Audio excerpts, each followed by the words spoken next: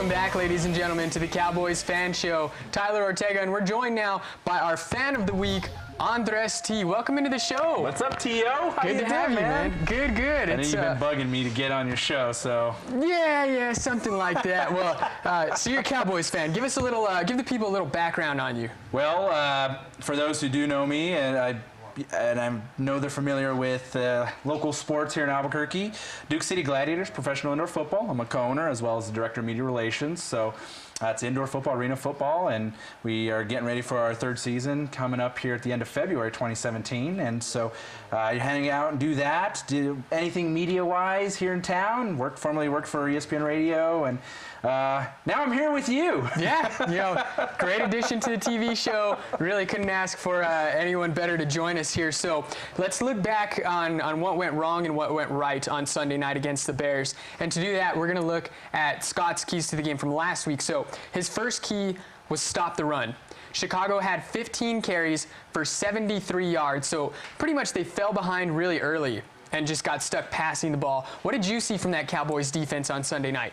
Well, I think it's the Cowboys. It's a frontline battle, okay?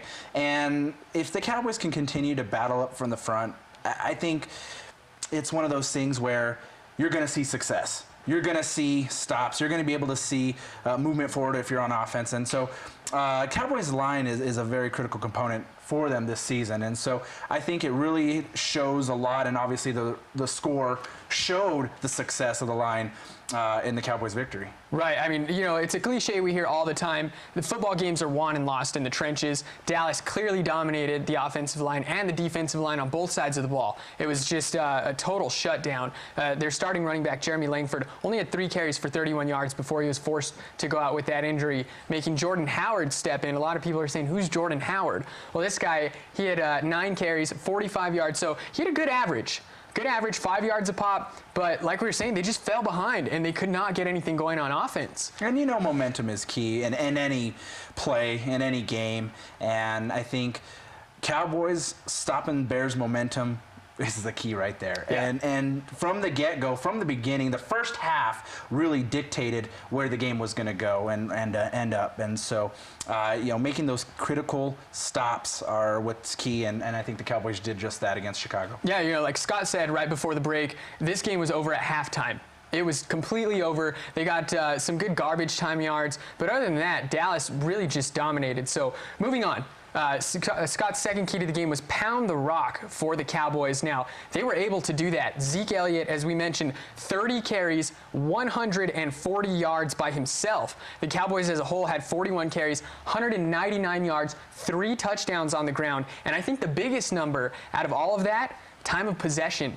The Cowboys had 35 minutes compared to just 24 to the Bears. What do you think that role played in it? Management, game management, and I think the Cowboys did just that. And utilize your assets. The Cowboys are stacked full of assets, and what I think is that's different this year about the Cowboys that we haven't seen lately is that now the Cowboys have depth. Right. They are able to spread the ball around. Dak is doing a fantastic job giving everybody a chance to play, and I think the team is starting to respect that, and we haven't seen that in a long time. Right. You know, Dak leading the way, and really Prescott has really reinvigorated my excitement with the Cowboys. Yeah. Ezekiel Elliott, same thing, and that team, that duo right there, they're growing together, and I think that is a critical component in the chemistry of the sport of football. You got these 2 youngins coming in, and you got, of course, your veterans out there. And when you mix them all together, it's creating a perfect combination. These guys, they're the future.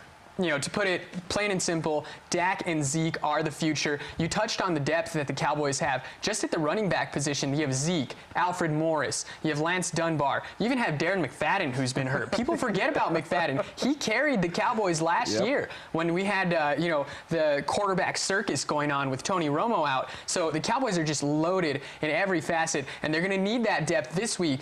Des Bryant, they're saying he's doubtful for this week's game against San Francisco.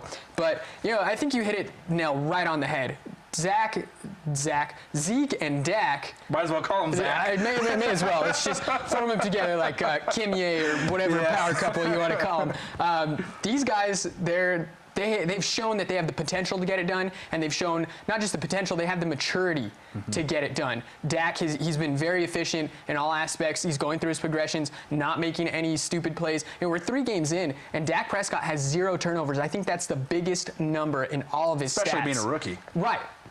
And that was the thing that killed Dallas last year. Turnovers after turnovers. Matt Castle, Kellen Moore, whoever was quarterbacking, Uncle Rico, for who cares. It was just turnover after turnover. The defense could not make any stops. I think Dallas is heading the right direction. So that's going to lead us to our final talking point. Scott's final key was don't beat ourselves. Again, week 2 against Washington, we had 6 penalties, and this week we only had 4 for 45 yards. Cowboys really cracked down on the discipline. Absolutely. Moving forward, little baby steps. There's nothing wrong with taking small steps. I think the Cowboys, they're zoning in and zeroing in on what they need to do. Their discipline is getting better and better. And obviously going into week 4, it's critical that their discipline does step up. And so I think Jason on the sideline, Garrett on the sideline is doing a great job coaching these guys and saying, hey, you know what? Let's keep it going. Let's keep that momentum going. And I think we're all seeing it from week 1 till now. We're seeing that progression, and it's a healthy progression, and they're baby steps. It's like going on a weight diet, okay? Right. You can't just cut weight and expect to stick to it. I'm going to cut 30 pounds, and boom, you'll never stick to it, and it'll never work.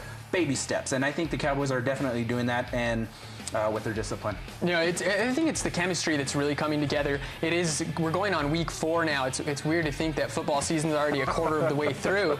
But it goes back to all the time they spend together in training camp, all the OTAs. These guys, they get together, they start building that chemistry, they start building together, and now we're starting to see the final product of that. You can go through all the scrimmages, all the game scenarios you want, but nothing really equals getting out there on Sunday night under the lights, primetime football. This is the time when people either decide whether they're going to watch football or The Walking Dead.